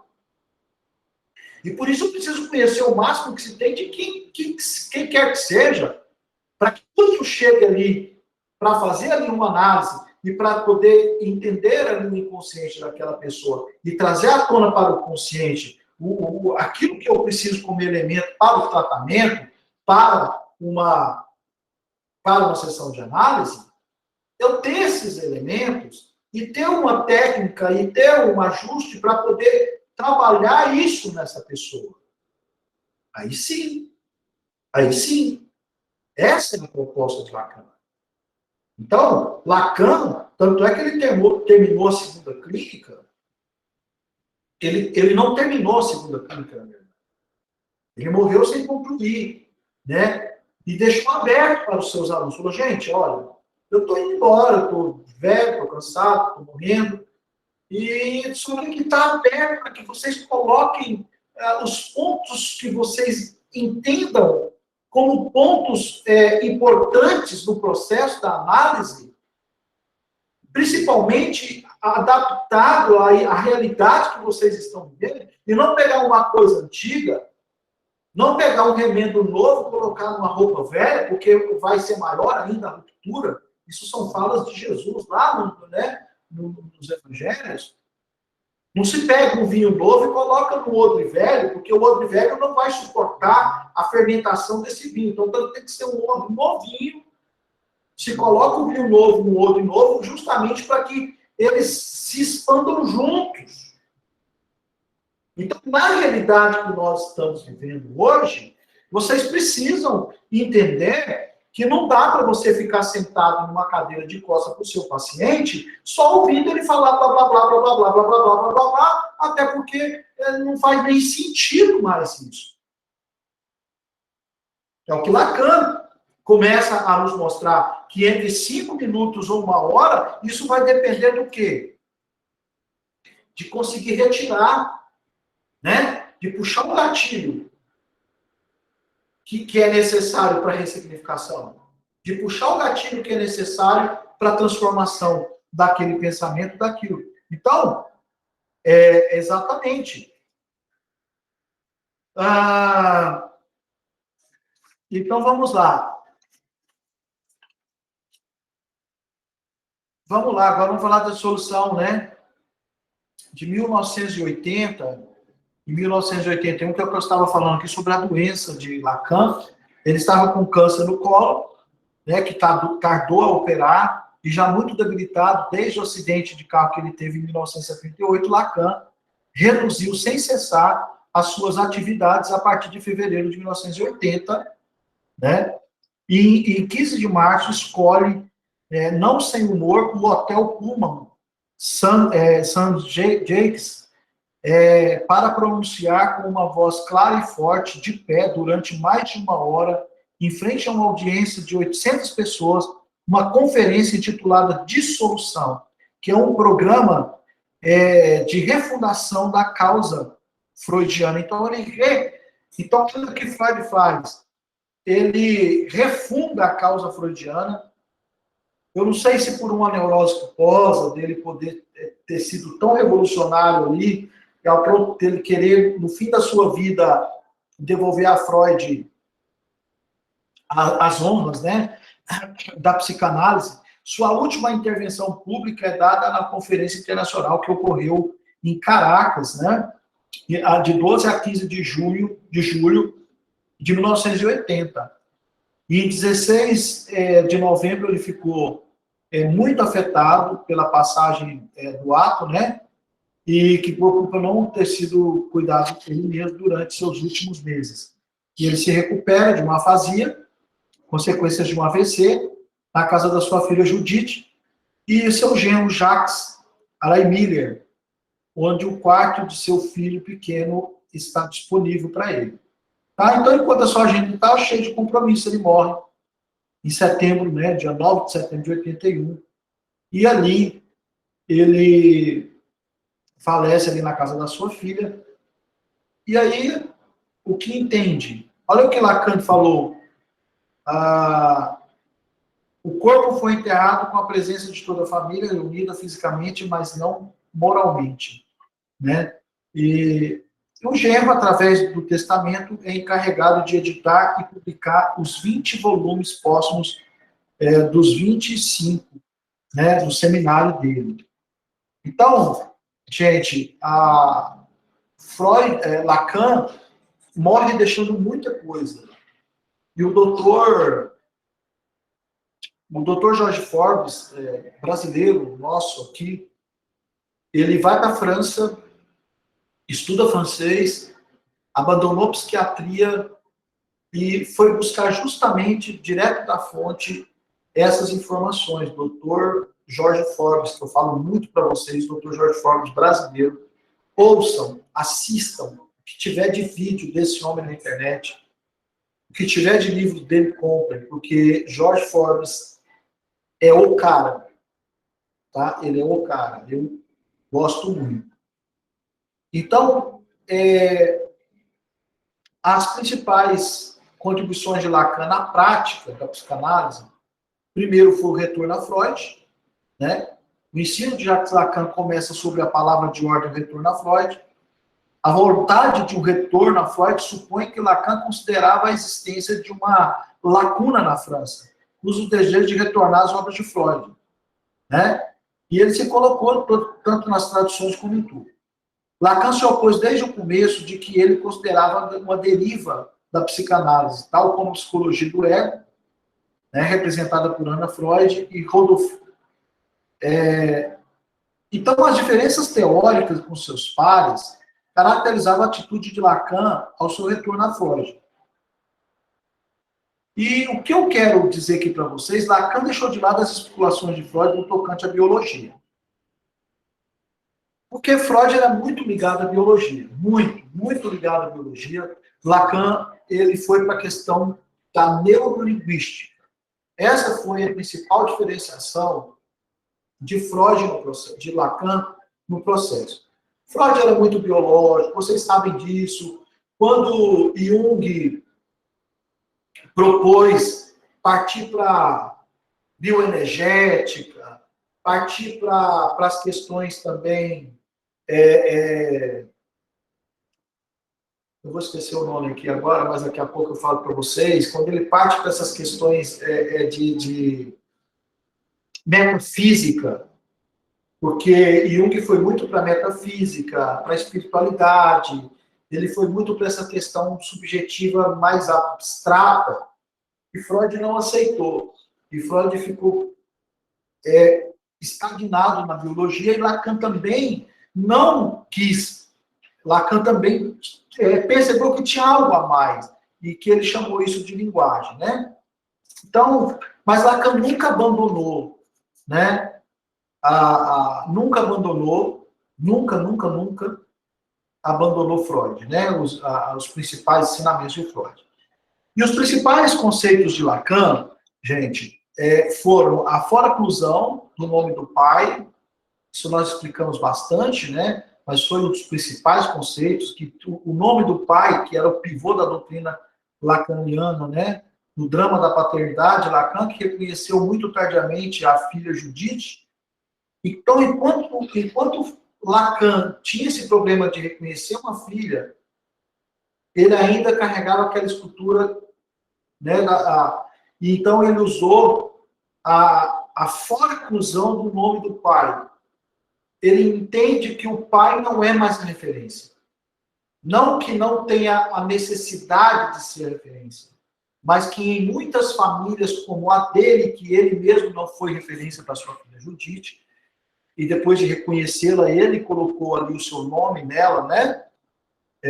Judite Lacan, e mesmo assim, ele coloca, o que é fora-clusão?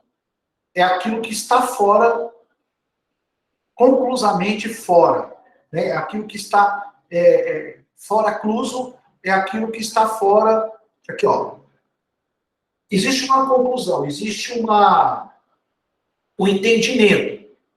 Fora-clusão é aquilo que ele coloca fora desse entendimento. Então, a fora-clusão do nome do pai, ele desestruturou o pai do complexo de ética. Claramente. E começou a mostrar que as famílias não estavam mais estruturadas naquela questão tradicional de ter o homem como pai. Porque já estavam existindo famílias que tinham 2 mulheres como pai e mãe, 2 homens como pai e mãe, avós assumindo esse papel, padrastos assumindo esse papel. Então, ele pega e tira esse olhar, né? Ele tira esse olhar, tá? Que mais? O inconsciente é estruturado como uma linguagem, é um dos principais conceitos de Lacan também. Não é a linguagem, é estruturado como linguagem, tá? Língua e estrutura metafórica e metonímia, né? Freud havia designado o inconsciente como conceito explicativo do funcionamento psíquico. Ele tinha estudado a partir das manifestações, ou seja, normais ou patológicas. E Lacan, né, o abandono dos métodos de hipnose e de sugestão marcaram uma virada no pensamento freudiano. Virada que começou a partir da psicanálise, né, isso aí da simples técnica de sugestão e da psicoterapia. A partir desse momento, Freud não interpreta mais a doença psíquica em função da fala do paciente. Então, o próprio Freud, ele abandona, tá? Se vocês não sabem disso, Freud abandonou a livre associação de palavras, depois de um devido tempo, quando ele também abandonou a hipnose. Então, Lacan sublinha que, no trabalho de Freud, o inconsciente deixa de ser apreendido em 2 maneiras. Como o locutor ou o sonhador comete um deslocamento, diz a palavra ao invés de outra. Lembra do ato fálico que eu falei, que a pessoa troca a palavra? Ou seja, o sílabus faz com que a pessoa troque. Aonde tinha uma dor muito grande, aonde tinha um desespero muito grande daquela pessoa, ela muda o ambiente. Se o negócio aconteceu numa cama, que trouxe essa grande dor, essa grande angústia, então ela vai trocar aquilo por um sofá, vai trocar aquilo por uma outra coisa, por uma cadeira, por uma poltrona, enfim, vai trocar de novo. Vai ter essa sublimação aí, esse deslocamento, né? Ou quando produz uma condensação, uma palavra familiar analisada por Freud. Ele afirma que o deslocamento e a condensação, no caso, a metonímia e a metáfora, são 2 únicas maneiras de produzir significação, se nós nos referimos à teoria, né? De Jackson, que assim o inconsciente teria um funcionamento comparável ao da linguagem. Então, Freud compara o inconsciente como linguagem na questão de trazer significado. Então, por exemplo, um exemplo simples, bobo, que eu vou dizer, se eu estava reprovando uma situação quando eu tocava no assunto e tortando a boca, por exemplo, fazer assim, ó. Aí, quando isso é ressignificado, eu vou dar um sorriso diante daquela mesma situação que, quando mudou o significado para mim, aquilo que era angustioso passou a ser algo prazeroso. Então, ele disse que essas 2 coisas somente trabalhariam a questão de trabalhar, a questão de elaborar e ressignificar o inconsciente, os traumas. Lacan renovou a concepção de Freud operando uma leitura estruturalista de sua obra, utilizando para isso a ferramenta da linguística. Então, Lacan dá início, ele como neurologista, ele dá início à neurolinguística. Tá? Isso é feito em algumas referências dos neurolinguistas que vem depois de Lacan. A modulação do real, simbólico e imaginário. Nós trabalhamos muito isso aqui, nas estruturas elementares do parentesco, né? Explicamos isso aqui, explicamos claramente, explicamos facilmente, tal. Em 1972, né, Lacan se rodeia, a partir de 1972, por vários matemáticos jovens, com a ajuda de Jean-Michel Vapereau, né, ex-estudante de matemática, representa esse intrincamento das três funções através do nó borromeano. O que isso quer dizer? É que não importa qual dos três anéis se rompa, o nó se desfaz, que é o tripé, que ele chama real, simbólico e imaginário.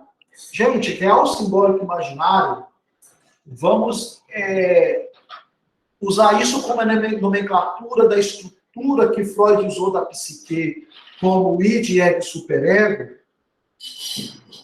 Lacan usou como real, simbólico e imaginário. Vocês estão entendendo? Então, são nomenclaturas mudadas e que eles chamam do tripé da estrutura psíquica. Olha como é que isso é interessante, né? Lacan só muda os nomes, mas está tratando de uma mesma coisa, né? Está tratando de uma mesma coisa e não tem nada de mais nisso. Lacan trata dos 4 discursos, né? Que é a cadeia logística, a cadeia lógica, né? Logística, a cadeia da lógica, que representa a divisão subjetiva, o significante mestre, o significante do saber, o objeto que pode, né, se posicionar sobre a quarta posição, verdade, agente, o outro, produto. E assim determinar a modalidade do discurso que caracteriza o sujeito. Então, o sujeito é feito de quê? A verdade, que é o real, o agente. Quem é o agente? Sou eu. É o eu. Né? Aí tem o outro. E o produto, é o trauma. Então, vamos entender isso aqui, os 4 discursos de Lacan. Para ficar bem claro para vocês aqui, como que Lacan estrutura essa questão dos 4 discursos. Então, verdade é o fato. É o fato que realmente aconteceu. O agente, aconteceu com quem? Comigo, eu sou o agente. O outro é quem participou do processo. E o produto é exatamente o produto do acontecimento. Seja lá um abandono, seja uma rejeição, seja um abuso, seja lá o que for. Então, está tudo fundamentado nesses quatro discursos aqui, nesses 4 elementos que vão montando um quebra-cabeça. Ele trabalha matematicamente. Então, é um quebra-cabeça que ele vai montando com essas 4 coisas. Então, vou repetir. Verdade, que é o fato em si. Aí vem o agente, que é com quem aconteceu, que sou eu, né? Aí vem o outro, que é o participante do processo, e o produto, que é o que aconteceu. E assim determinar a modalidade do discurso que caracteriza o sujeito. Então, eu estou formado por tudo isso aí. Com o que me aconteceu, com o outro que participou, e com tudo que foi que aconteceu. Então, girando isso em torno dessas 4 coisas, Lacan conseguia trazer o discurso desse sujeito à tona, como forma de linguagem. Então, ele fazia a pessoa falar. Diferente de Freud, que simplesmente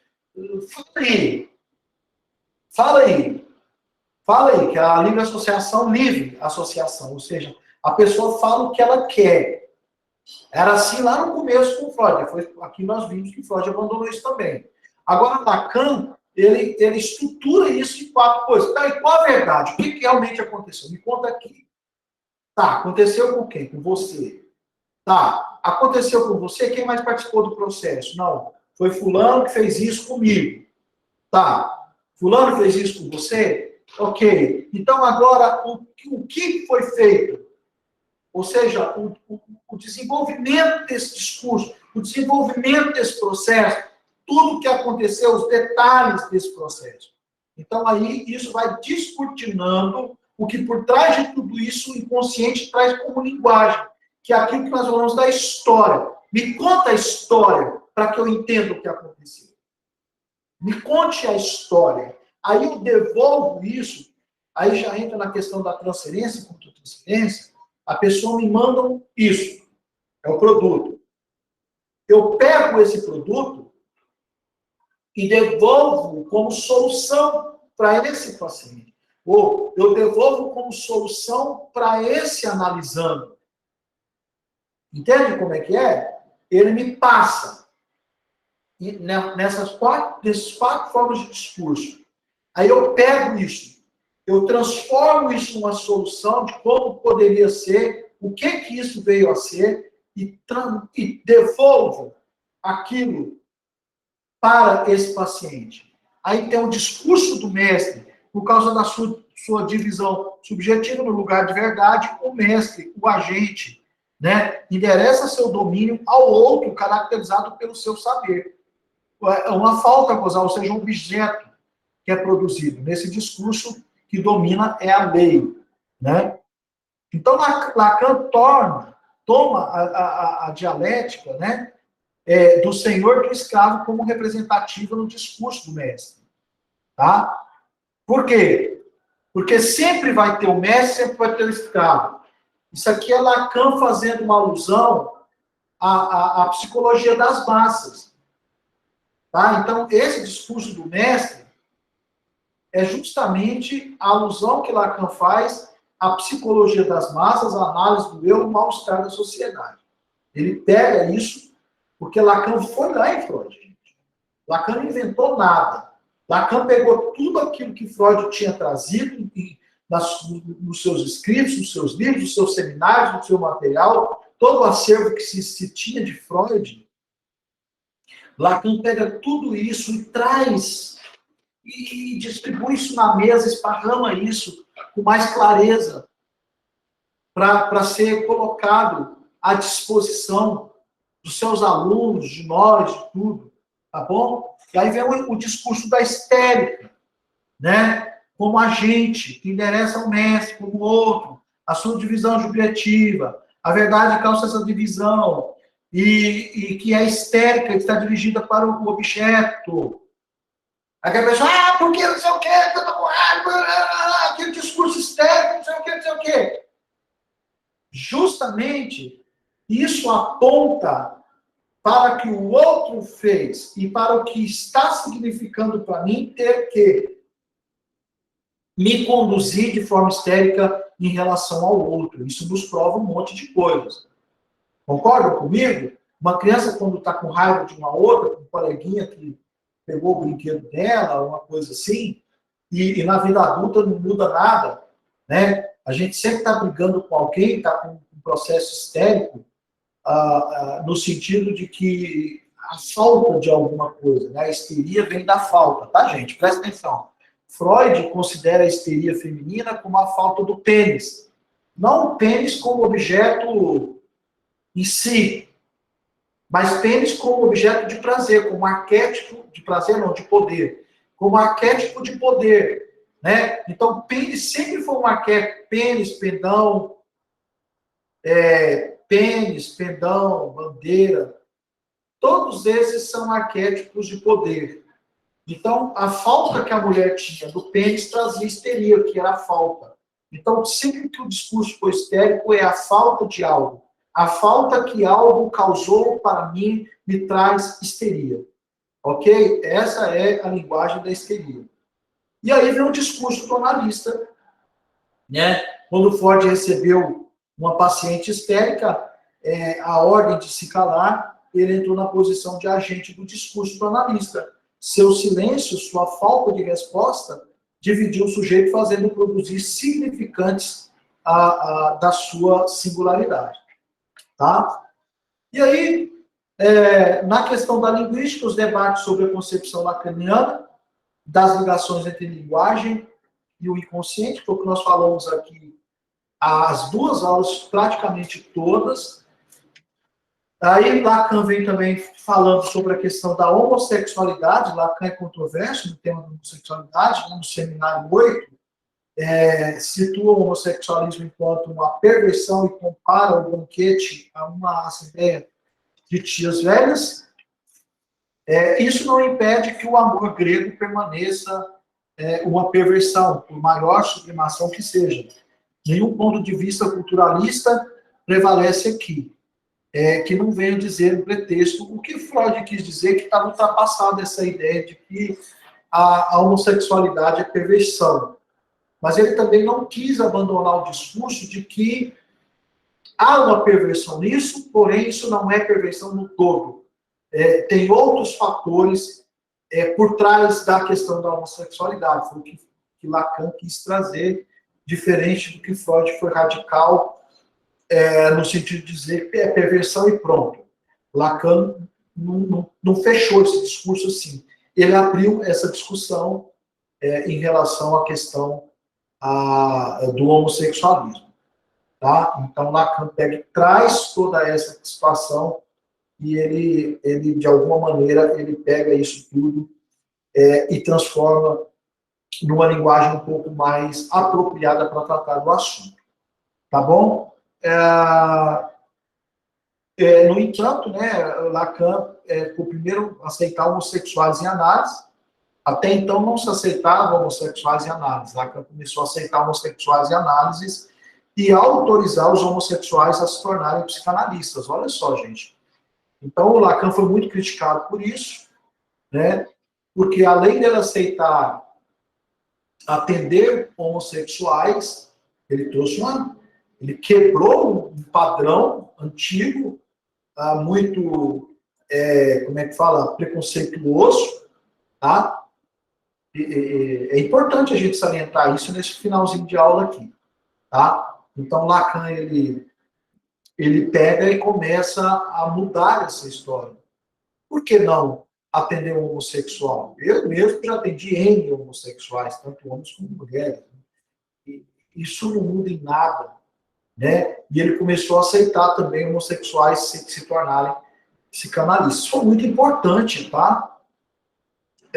Isso foi muito importante para a história da psicanálise. Você já pensou se até hoje existisse esse preconceito em relação a homossexuais? Era terrível, né? Bom, gente, então nós estamos aqui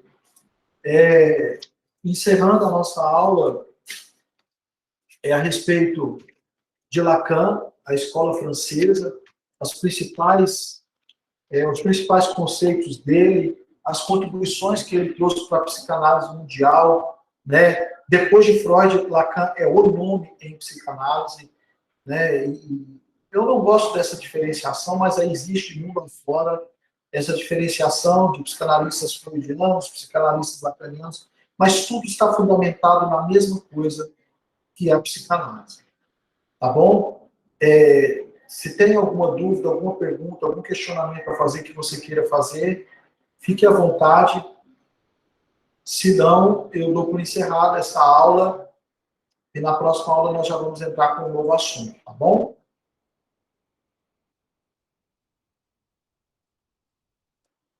Ok? E se forem surgindo dúvidas, vocês vão passando lá. Pode mandar no grupo, mandar no meu privado, que assim que eu puder, eu vou respondendo vocês, tá? Estarei retornando a Palmas amanhã. Amanhã, essa madrugada, e na segunda-feira já estamos aí novamente no batente, tá bom?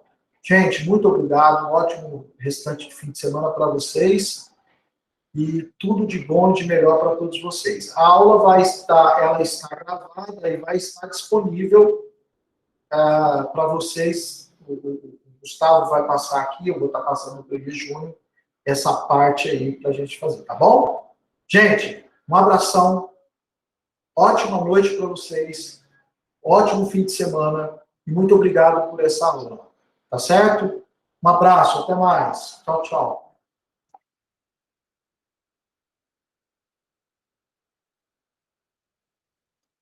Filho, chama o Gu lá para arrumar aqui. Gustavo.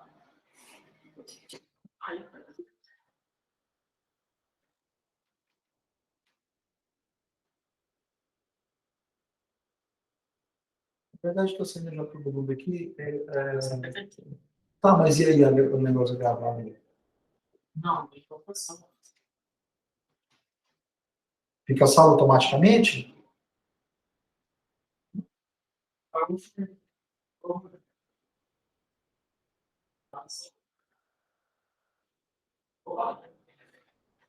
Só pergunta para ele se eu fechando aqui.